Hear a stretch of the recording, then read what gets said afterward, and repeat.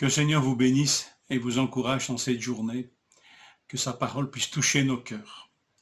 Même si parfois nous pouvons constater que nos cœurs peuvent être un peu plus durs que nous ne le voudrions. J'aimerais vous parler de cœur endurci ce matin.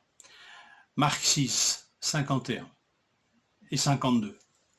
Puis Jésus monta auprès d'eux dans la barque et le vent tomba.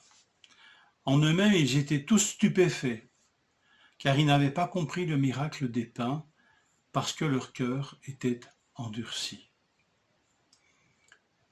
Comment se fait-il que les disciples, tellement enthousiastes, quand ils sont rentrés de mission et qui racontèrent à Jésus tout ce qu'ils avaient fait, tout ce qu'ils avaient dit, comment se fait-il que ces disciples qui distribuèrent eux-mêmes du pain et des poissons à plus de 5000 personnes, alors qu'il y en avait si peu au départ, comment se fait-il que ces disciples soient décrits ici, si peu de temps après, comme ayant un cœur endurci?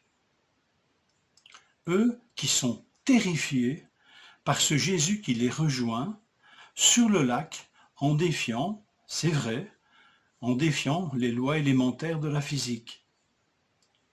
En fait, cet endurcissement est lié à leur compréhension de qui est Jésus. Ils ne comprennent toujours pas qui il est. Il est touchant de penser que les disciples en sont à ce stade après tant d'expérience, touchant et interpellant.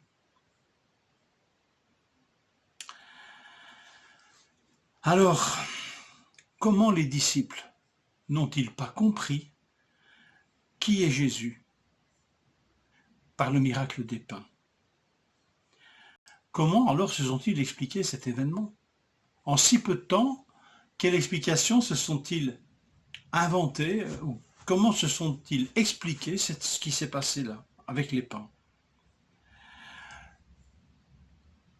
Comment pouvons-nous nous-mêmes parfois essayer d'expliquer l'inexplicable, de rendre raisonnables les récits des évangiles, de la parole de Dieu, de les rendre acceptables, de les ramener à la dimension de notre raison?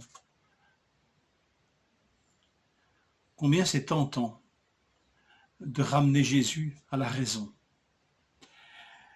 et de le limiter à nos propres limites.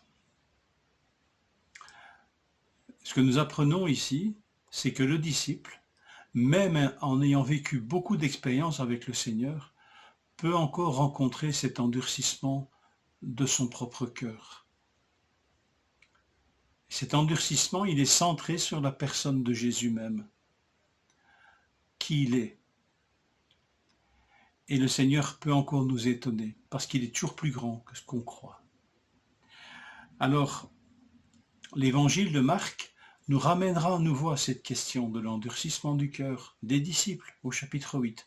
Comme quoi, ce n'est pas une étape facile à assimiler. C'est aussi une leçon d'honnêteté, ne pas cacher au Seigneur l'endurcissement de nos cœurs. Mais en même temps, je pense que une des manières de vaincre cet endurcissement, c'est l'adoration. Adorer le Seigneur, Dieu, pour qui il est, même s'il nous étonne, même s'il dépasse notre raison. L'adoration est sans doute un des meilleurs remèdes, à la dureté du cœur, à l'endurcissement du cœur à l'égard de Jésus, à l'égard de Dieu même. Alors, ne limitons pas le Seigneur à notre propre mesure. Et si nous voyons cette tentation en nous, c'est un indice que notre cœur s'endurcit. Alors adorons, contemplons, sans chercher nécessairement à expliquer, mais en nous rappelant combien il est bon que le Seigneur soit comme il est. Et capable, accessoirement, c'est une autre leçon, de nous rejoindre en toutes circonstances, même si à nos yeux ce n'est plus possible. Comme les apôtres ont dû se dire qu'au milieu du lac, plus personne ne pouvait venir les secourir. Et pas ce Jésus qui était en train de prier sur une montagne. Et bien là, ils vont apprendre cette leçon, c'est que le Seigneur est capable de rejoindre ses enfants, quelles que soient leurs circonstances.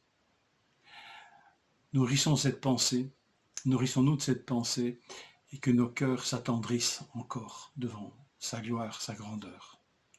Je vous souhaite une bonne journée dans l'adoration et veillons à ces endurcissements que notre cœur parfois peut connaître. Je vous souhaite une bonne journée.